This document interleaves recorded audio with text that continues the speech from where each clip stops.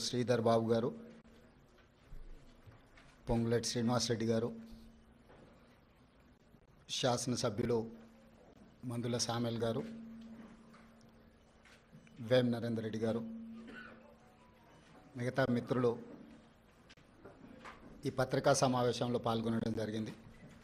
ప్రధానంగా ఈ పత్రికా సమావేశంలో రెండు అంశాలను పాత్రికేయ మిత్రులకు వివరించాలని ఈ సమావేశాన్ని ఏర్పాటు చేయడం జరిగింది.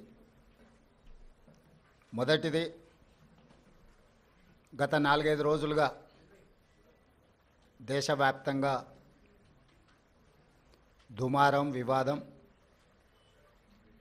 వాదనలు, ప్రతివాదనలు, ఆరోపణలు, ప్రత్యారోపణలు జరుగుతూ ఉన్నాయి. దానికి Gautam Adani group of companies కేంద్ర బిందువుగా ఈ చర్చలు కొనసాగుతున్నాయి. ఈ చర్చల సందర్భంగా అప్పుడప్పుడు, ముఖ్యంగా మొన్న మహారాష్ట్ర ఎన్నికల సందర్భంగా పాత్రికేయ మిత్రులు శ్రీ రాహుల్ గాంధీ గారి పత్రికా సమావేశంలో అదానీ గారి నుండి తెలంగాణ రాష్ట్ర ప్రభుత్వం, ఆ రాష్ట్ర ముఖ్యమంత్రి రేవంత్ రెడ్డి గారు నిధులను స్వీకరించిండ్రు కదా, కాంగ్రెస్ పార్టీ ఏ విధంగా అదానీ గారి తప్పులను ప్రశ్నిస్తారు అని చెప్పి పాత్రికేయ మిత్రులు ప్రస్తావించడం జరిగింది. పాత్రికేయ మిత్రులకు చాలా సందర్భాలలో నేను వివరణ ఇచ్చిన, రాహుల్ గాంధీ గారు కూడా విస్పష్టంగా ఒక అంశాన్ని ప్రస్తావించారు.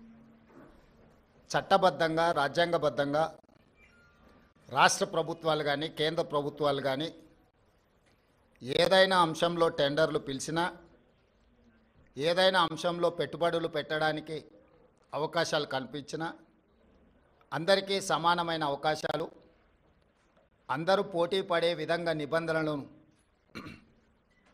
తయారు చేసి నిబంధనల మేరకు టెండర్లను నిర్వహించి అందులో ఎవరు ఆ టెండర్లలో రాణిస్తే వాళ్లకు కాంట్రాక్ట్లు ఇవ్వడం కానీ, లేదా ఏదైనా పనులను కేటాయించడం కానీ, ఏదైనా విషయాలతో అదానీనే కాదు, అంబానీ కావచ్చు, టాటా కావచ్చు, బిర్లా కావచ్చు, ఈ దేశంలో ఉండే ఏ సంస్థలకైనా రాజ్యాంగబద్ధమైన రక్షణ ఉంటుంది, వాళ్ళు పెట్టుబడులు పెట్టడానికి అవకాశం ఉంటుందని రాహుల్ గాంధీ గారు వివరించడం జరిగింది. అయినా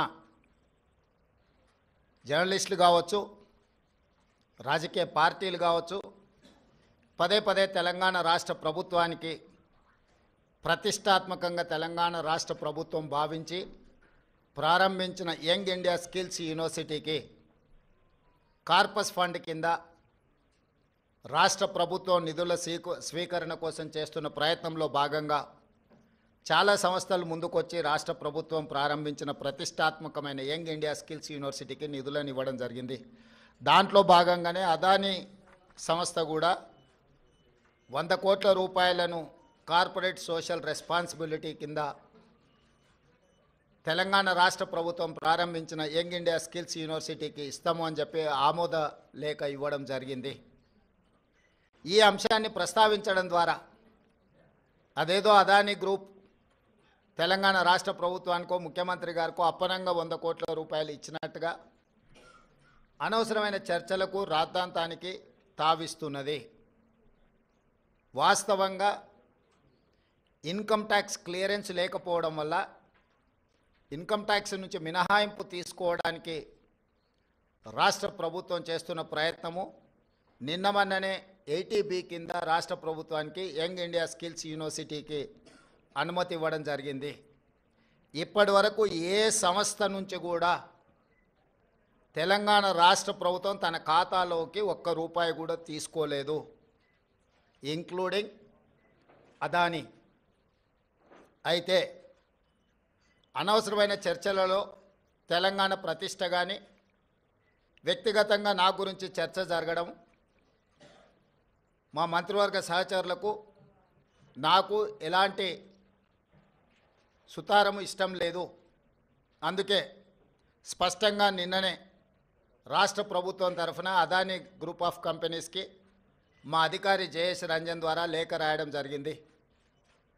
జరుగుతున్న వివాదాలు, ఆరోపణలు రకరకాల పరిస్థితుల వల్ల తెలంగాణ రాష్ట్ర ప్రభుత్వం మీరు ముందుకు వచ్చి ఉదారంగా తెలంగాణ యంగ్ ఇండియా స్కిల్స్ యూనివర్సిటీకి ఇస్తాన్న 100 కోట్ల రూపాయలను తెలంగాణ రాష్ట్ర ప్రభుత్వము స్వీకరించడానికి సిద్ధంగా లేదు.